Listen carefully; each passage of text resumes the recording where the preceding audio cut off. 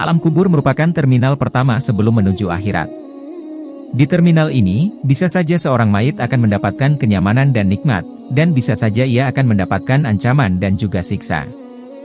Hal tersebut tergantung amal perbuatannya semasa hidup di dunia. Saat seorang mayit dimasukkan ke liang kubur, ia akan disambut oleh tanah kubur. Ternyata tanah kuburan tersebut atas izin Allah Subhanahu wa Ta'ala akan menyapa mayit dengan 6 kalimat. Mengingat mati adalah anjuran dari Rasulullah Shallallahu Alaihi Wasallam. Dengan mengingat kematian menjadikan diri lebih bersemangat dalam melakukan amal-amal kebaikan. Rasulullah Shallallahu Alaihi Wasallam bersabda, dari Ibnu Umar, ia berkata, aku pernah bersama Rasulullah Shallallahu Alaihi Wasallam, lalu seorang Ansyar mendatangi beliau, ia memberi salam dan bertanya, wahai Rasulullah, mukmin manakah yang paling baik? Beliau bersabda, yang paling baik akhlaknya. Lalu mukmin manakah yang paling cerdas? Ia kembali bertanya. Beliau bersabda, yang paling banyak mengingat kematian dan yang paling baik dalam mempersiapkan diri untuk alam berikutnya, itulah mereka yang paling cerdas. Hadis riwayat Ibnu Majah. Saat seseorang sudah tidak bernapas lagi, saat seseorang sudah dimasukkan ke liang lahat, saat itulah hidup yang sebenarnya dimulai. Di alam kubur seorang mayit akan disambut oleh tanah kuburan. Tanah kuburan yang ia tempati akan menyapa dengan 6 kalimat. Kuburan berkata kepada penghuninya yang baru, aku rumah asing, aku rumah sendirian, aku rumah ketakutan, aku rumah kegelapan, aku rumah tanah dan aku rumah cacing-cacing. Seorang mayit di alam kuburnya layaknya orang yang merantau, hidup sendiri tanpa ada teman dan keluarga yang menemani. Di dalamnya penuh dengan kegelapan sehingga setiap mayit akan merasa ketakutan. Selain itu, cacing-cacing tanah juga sudah bersiap untuk masuk ke dalam tubuh untuk mengoyaknya.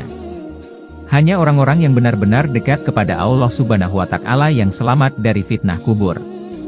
Oleh karena itu sebagai umat muslim, kita dianjurkan untuk banyak berbuat kebaikan, sehingga dengan izin Allah Subhanahu wa Ta'ala kita akan diselamatkan dari fitnah di alam kubur. Perlakuan tanah kubur memang tidak sama kepada setiap manusia. Ada yang diluaskan kuburnya dan ada pula yang semakin terhimpit. Semua itu tergantung amal perbuatannya semasa hidup di dunia. Imam Muhammad bin Abu Bakar menjelaskan bahwa kuburan memiliki perlakuan berbeda pada jenazah orang mukmin dan orang kafir. Ketika yang dikuburkan adalah orang muslim maka tanah kubur akan berkata, selamat datang di terminal akhirat, adapun engkau adalah orang yang amat aku cintai, yang berjalan di atas punggungku. Sekarang aku yang akan melindungimu. Aku yang bertanggung jawab atasmu. Lihat saja apa yang akan aku perbuat untukmu. Tidak lama kemudian, kuburan orang tersebut menjadi luas seluas mata memandang dan pintu kebun surga dibukakan untuknya. Ibnu Qayyim al-Jauziyah dalam kitabnya Ar-Rum menjelaskan. Dikatakan kepada mayit muslim, lihatlah balasan yang telah dijanjikan Allah kepadamu, lalu di dekat kepalanya dan dibukakan satu pintu menuju neraka. Dikatakan kepadanya, lihatlah siksa yang dijauhkan Allah darimu. Setelah itu, dikatakan kepadanya lagi, sekarang tidurlah dengan tenang. Tidak ada sesuatu yang lebih dia sukai selain tibanya hari kiamat. Begitu beruntungnya orang-orang yang termasuk ke dalam golongan ini, mereka yang diluaskan kuburnya merasakan kenikmatan kebun surga dan mendapatkan nikmat-nikmat lainnya. Akan tetapi, berbeda halnya jika yang dimakamkan adalah orang kafir. Tidak ada kata sambutan dari tanah kubur, malah ia langsung akan menakut-nakutinya, tidak ada ucapan selamat untukmu. Engkaulah orang yang paling kubenci saat berjalan di atas punggungku. Sekarang kau dalam penguasaanku. Aku yang bertanggung jawab atasmu. Rasakan saja apa yang akan aku perbuat padamu.